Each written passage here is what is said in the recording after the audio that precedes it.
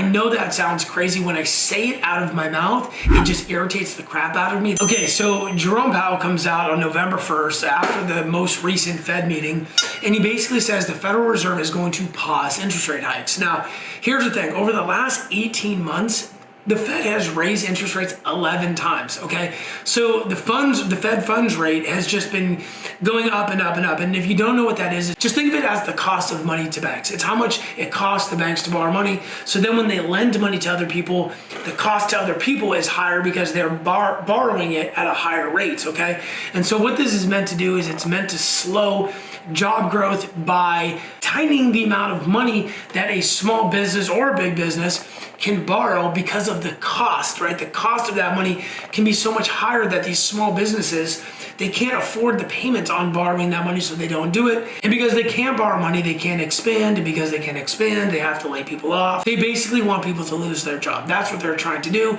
I know that sounds crazy. When I say it out of my mouth, it just irritates the crap out of me that the federal government spends all of our money, and then the way they make that better is by trying to make Americans lose their jobs. It is the dumbest thing I've ever heard, but that's what's happening.